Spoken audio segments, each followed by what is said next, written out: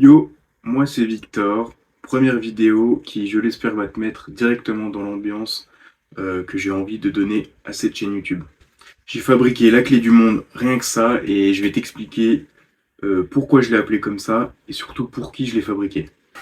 En suivant ma chaîne YouTube, je te propose d'ajouter une dose d'esthétisme au sens large du terme à ton feed YouTube.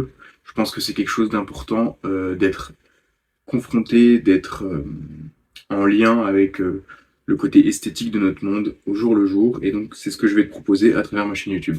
Donc, pour ça, je veux t'emmener à la redécouverte du sens et de la beauté du monde qui nous entoure, notamment en étudiant les liens euh, et en observant les liens qu'a fait l'humanité au cours du temps avec son environnement.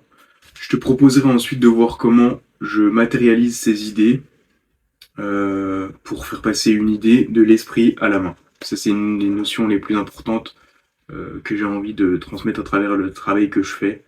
Et donc voilà, l'esprit à la main. Allez, on y va. Donc voilà la bête. Donc ce que j'ai appelé la clé du monde. Alors il faut savoir que quand je démarre un projet, il y a souvent deux pistes possibles. Euh, Soit c'est une création qui vient de ma propre envie, quelque chose d'assez personnel, soit c'est une création qui va être destinée à quelqu'un en particulier, ce qui me permet moi d'y mettre un message fort, une intention forte. C'est-à-dire que quand je vais penser euh, à l'objet ou à l'œuvre d'art que j'ai envie de faire, je vais aussi penser à la personne à qui elle va être destinée.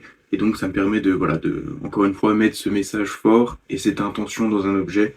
Et j'aime bien cette idée-là de fabriquer quelque chose avec intention. J'ai l'impression que c'est pas le même objet. Vous savez, on dit toujours que quand on mange un fruit sur l'arbre, il n'a pas forcément le même goût que quand on l'a acheté en supermarché ou même tout simplement chez le primeur.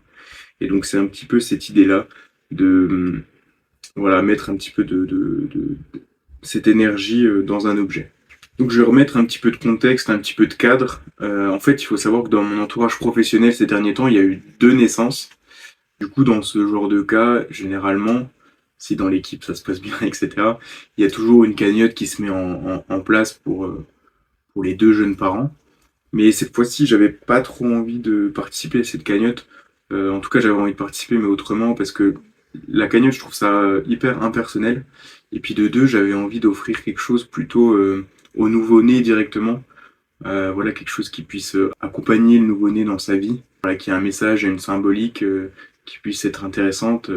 Et donc, première question que je me suis posée, c'est qu'est-ce qui pourrait être intéressant comme objet ou comme idée à transmettre à un nouveau-né pour évoluer dans notre monde et être le plus heureux possible.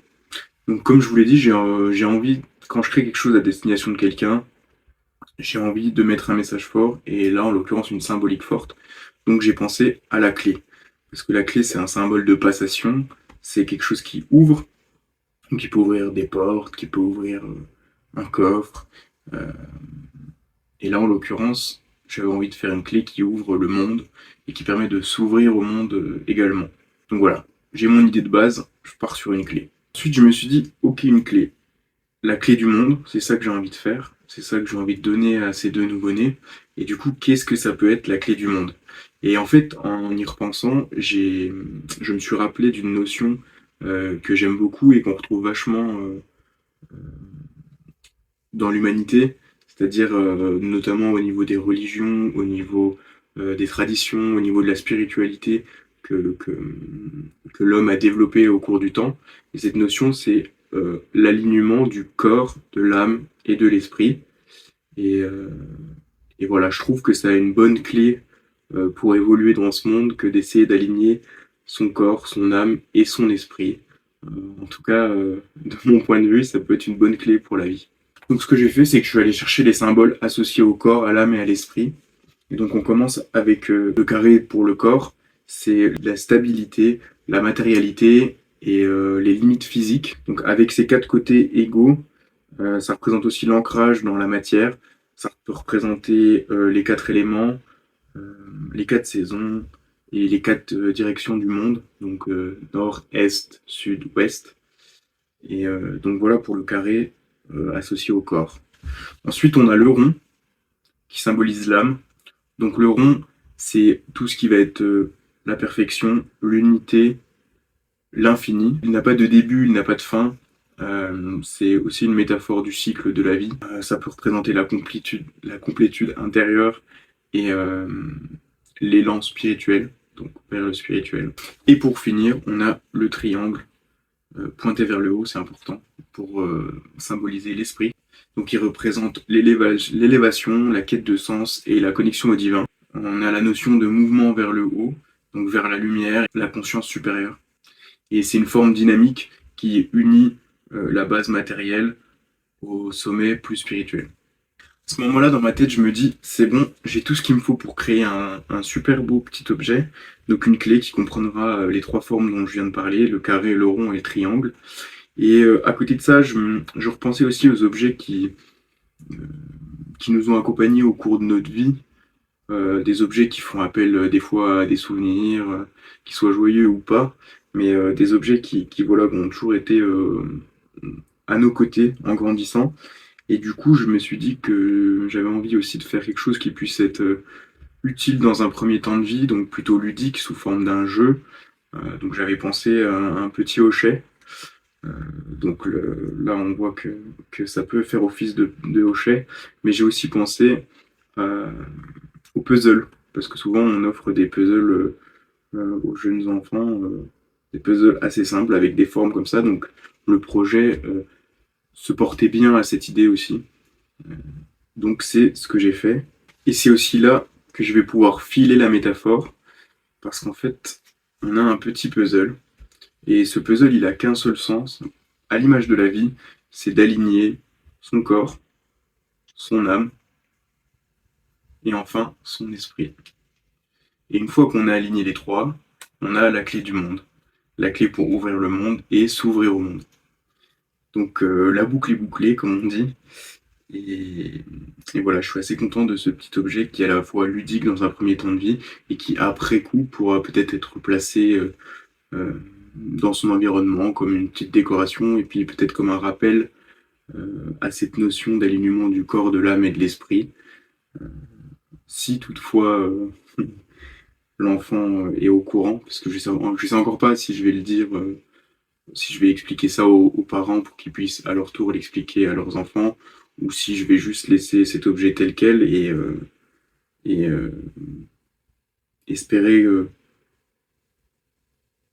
espérer ou non qu'il influence l'enfant en grandissant et en se demandant pourquoi ces formes-là et pourquoi cette dynamique au sein de l'objet. Pour finir l'objet, j'avais envie de mettre les initiales des deux enfants sur chacune des clés. Euh, et en fait, en le faisant, je me suis rendu compte que